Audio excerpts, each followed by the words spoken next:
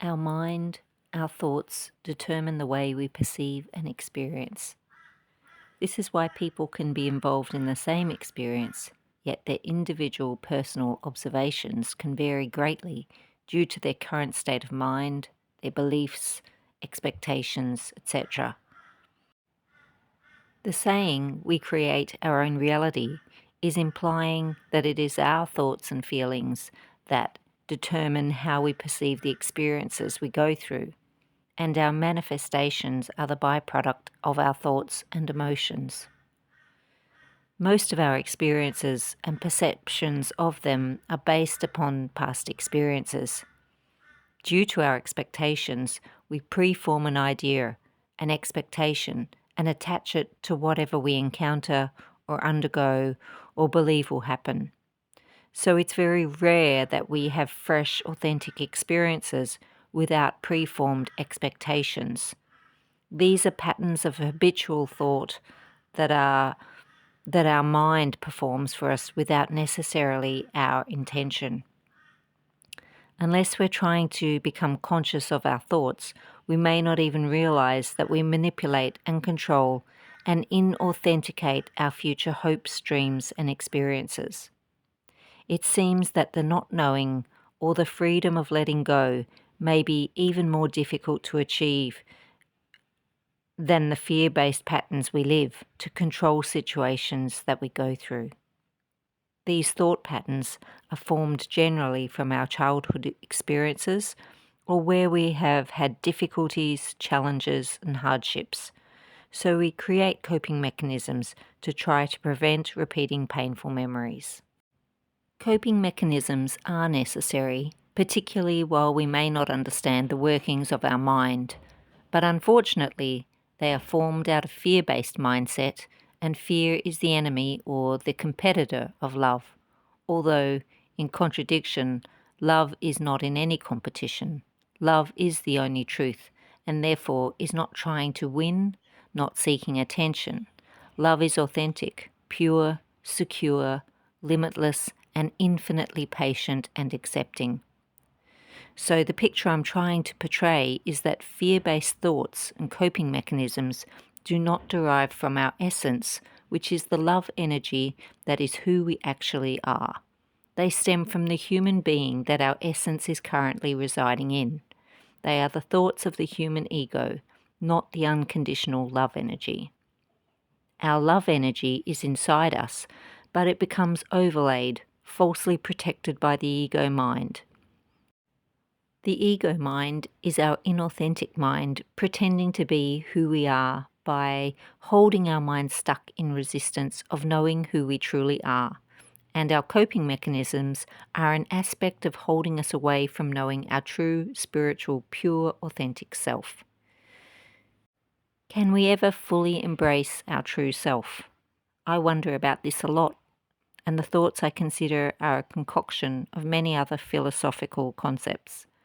So based upon my current understanding, I propose that while we partake in this human experience or experiment that I believe is for our soul growth and expansion of compassion and love, that we may not be able to be as pure as we imagine until we shed our physical attire. But since the divine collective consciousness of love energy is also expanding with our individual findings or lessons, then this purity is maybe unattainable, simply because of its limitless, unconditional, ever-expanding creativeness. There are no boundaries, there is only growth. So with that concept in mind, maybe our coping mechanisms are our assignments for us to work at releasing in order to fill that space held by fear and ego, instead with love. But in this life and all lives before, it seems we become distracted by the experiences that have not served us well. Instead of focusing on all the joy of life and sharing and loving with others, we stop the energy flow that is harmonious to us by resisting and remaining focused in a fear-based mindset, thanks to our ego mind, and forget that we are not supposed to hold on to the old painful experiences. We can learn from them and turn the lessons into love and continue to move forward again, flowing with love energy, and sharing our light, which is our gratitude, our care, our kindness, with no expectations attached.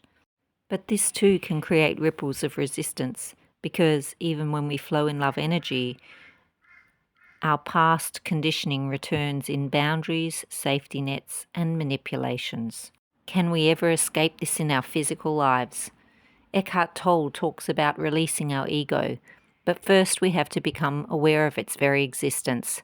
This is a huge challenge and rewarding in its practice, because as we learn to let go, our essence or our love energy shines through. But our ego mind is an excellent manipulator of ourselves, because ego does not want to lose its position of being captain of the ship, so it can delude us of its own existence, even when we know it resides in us. It lives while we breathe. It dies in death in the remnants of the physical body. The soul or essence is the true life force, and since we or it is the stream or particles of the divine, it is infinite, limitless life of the purest form that continues to grow. So we could say our thoughts are not necessarily the truth, or we could say our thoughts are the truth or our truth at the time. We live in a dualistic world of contrasting experiences, and for expansion of love, we're supposed to learn to forgive and move forward, but the ego mind controls most people instead of us controlling it, or even simply being aware and understanding its existence. While our ego controls our thoughts, we can remain stuck, reliving the memories that we try to escape, fueled by regret, doubt, and fear. However, if we could live in the presence of life, where ego cannot exist, we can experience the purity, the freedom of love energy. By letting go of fear and doubt and memories, we can find the space of here and now, where authenticity is happening, where existence is all there is. In this space, we partake in activities we enjoy. We feel the tingles of energy, and we may cry tears of astonishment, contentment, and bliss. This is our harmony, when we are present and flowing with no other thought than now. This is how we release ego. In this life, where the world is ruled by ego minds, sometimes we need to make time to step away and into love, to remind ourselves of ourselves, where we are one with the energy we feel. This is the purpose. This is living. Life is truly beautiful. Forgive and remember, love is always the answer. Thank you for listening. Ciao.